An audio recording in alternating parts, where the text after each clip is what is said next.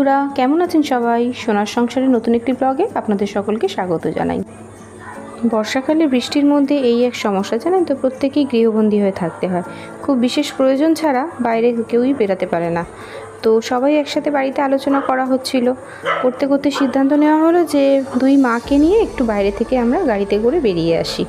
একটু ঘন্টাখানিকের মধ্যে, 2-3 ঘন্টার মধ্যে যাব আসবো, দিনে দিনে যাব, আবার দিনে দিনে ফিরে আসবো। তো হাতে আর বেশি সময় নেই, ঘন্টাখানিক মতো সময় আছে, তার মধ্যেই আমাকে রান্না সেরে নিতে হবে তাড়াতাড়ি চটপট করে। হাতে যখন বেশি সময় থাকে না রান্নার জন্য, অথবা কখনো কখনো হয় যে রান্না করার ইচ্ছা থাকে না, অথবা হয়তো একই রকম রান্না আর খেতে ভালো লাগে না, সেই সময় আমি ডিমের মশলাটা রান্না করি। এই ডিমের মশলাটা রান্না হয় খুব ঝটপট আর খেতেও হয় খুব টেস্টি, জানেন তো। যেহেতু একটু গ্রেভি গ্রেভি থাকে তাই শুকনো শুকনো হয় না, ভাতটাও খাওয়া হয়ে যায়। আমাদের বাড়িতে 3 জনাই আমরা এই ডিমের মশলাটা খেতে খুব ভালোবাসি। তো আজকে ভাবলাম এটাই করি, হাতে সময় নেই, 10 মিনিটের মধ্যে আমার রান্না হয়ে যাবে, ভাত তো আগে থেকেই করা আছে, আমরা ঝট করে একটু করে খেয়ে আর তারপর বেরাতে পারবো। তো এখানে আমি পেঁয়াজ কুচি কুচি করে নিয়ে, একটু কাঁচা লঙ্কা কুচি কুচি করে নিয়ে, তেলের মধ্যে হালকা লাল করে একটু আদা রসুন বাটা অল্প করে দিয়ে, এবারে একটু ধনে গুঁড়ো, একটু জিরে গুঁড়ো, একটু মরিচ গুঁড়ো, নুন, হলুদ, এগুলো সব দিয়ে হালকা নাড়াচাড়া করে মশলাগুলোকে সব একসাথে ভালো করে মিশিয়ে নেব। এবার মশলাটা কষানোর জন্য হালকা করে অল্প জল দেব, জল দিয়ে ভালো করে একটু নেড়ে ছেড়ে ঢেকে রেখে দেবো, যতক্ষণ পর্যন্ত না পুরো জলটা মরে গিয়ে একদম তেল ছেড়ে দিচ্ছে মশলা থেকে, ততক্ষণ পর্যন্ত এটাকে ঢেকে হতে দেব। জলটা মরে গিয়েছে অনেকটাই, এই সময় একটু এতে সস দেবো। এখানে টমেটো ব্যবহার করব না, একটু সস দিলে এটা ভালো টেস্ট হয়। টমেটো সসটা দেওয়ার পরে হালকা নেড়ে ছেড়ে এটাকে একটুখানি জলটা আর একটু মরতে দেবো, দিয়ে তারপর ঢেকে একটু রেখে দেবো। ব্যাস, পুরোপুরি আমাদের জলটা মরে একদম মশলা থেকে দেখুন তেলটা ছেড়ে দিয়েছে। এই সময় আমরা যতটা পরিমাণ গ্রেভি রাখতে চাই ততটা পরিমাণ জল এতে অ্যাড করব। জলটা ফুটে ওঠার পরে গ্যাসের ফ্লেমটাকে একদম লো করে দেবো। এবারে আস্তে করে কাঁচা ডিম ফাটিয়ে আলোকভাবে এই জলের মধ্যে আস্তে আস্তে ছেড়ে দেবো। আমি 3টে ডিম এখানে করব, খুবই আস্তে আস্তে 3টে ডিমকে আমি 3টে সাইডে আলাদাভাবে ছাড়বো। এখানে অনেকেই ভাবতে পারেন যে ডিমগুলো তো সব মিশে একসাথে হয়ে যাবে, কিন্তু না, 3টে ডিম কিন্তু আলাদাই গোটা গোটা থাকবে। তবে হ্যাঁ, এখানে কোনোভাবেই খুন্তি দিয়ে কিছু নাড়াচাড়া করা যাবে না কাঁচা থাকা অবস্থায়। এবার এটাকে আস্তে করে ঢেকে ডিমটাকে সিদ্ধ হওয়া অবধি হতে দিয়ে, এবারে দেখুন খুলে দেখছি 4 মিনিট পর ডিমগুলো কিন্তু সবই সিদ্ধ হয়ে গেছে। আর এখানে দেখুন, আপনাদের দেখিয়ে দিচ্ছি, ডিমগুলো কিন্তু 3টে ডিম আলাদাই আছে, কোনোটার সাথে কোনোটা মিশে যায়নি।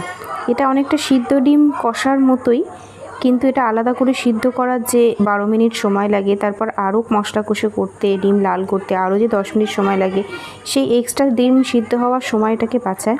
আমার কাছে এটা 10 মিনিটের মধ্যে ডিমের একটা খুবই প্রিয় রেসিপি। এই রেসিপিটা আমি প্রায় সময়ই করে থাকি, যখনই আমার তাড়াহুড়ো থাকে বা হয়তো রান্নায় সেরকম একটা ইচ্ছা থাকে না, বা হয়তো কী রান্না করব ভেবে পাচ্ছি না, সেই সময় এটা আমি বানিয়ে ফেলি। এবারে অল্প করে শাহি গরম মশলা ওখানে ছড়িয়ে দেবো চারদিকটায়। ব্যাস, 10 মিনিটের মধ্যে আমাদের ডিম রান্না রেডি। এবার এটাকে ঢেকে রেখে দেবো, ওর বাবাকে খেতে দিয়ে দিই, ওর বাবা খেতে শুরু করুক, তারপর আমি খাবো। খেয়ে তাড়াতাড়ি এবার রেডি হতে হবে, বেরানোর আছে। বাড়ি থেকে বেরিয়ে গেছি আমি আর আমার শাশুড়ি মা, আমরা পেছনের সিটে বসে আছি। এখন যাচ্ছি মাকে আনতে, মায়ের বাড়ি থেকে মাকে নেব, নিয়ে তারপর যাব। এদিকে সামনের সিটে ওর বাবা বসেছে, আর আমার দেওর ও গাড়িটা চালাচ্ছে। নিতে এসেছি, মায়ের বাড়ির সামনে দাঁড়িয়ে আছি। মাকেও তো হঠাৎ করে বলেছি 1 ঘন্টা আগে, তো মাও তাড়াতাড়ি করে চান ঠান করে চলে এসেছে। কোথায় যাব কোনো গন্তব্যস্থল ঠিক নেই, যেদিকে দু চোখ যায়, যেদিকে ভালো লাগে সেদিকে চলে যাব। বৃষ্টির মধ্যে তো বাইরে আমরা বেরাতে পারছি না, গাড়ির ভেতরে করেই আমরা এরকম দূরে কোনো ফাঁকা রাস্তার দিকে একটু যাওয়ার ইচ্ছা আছে।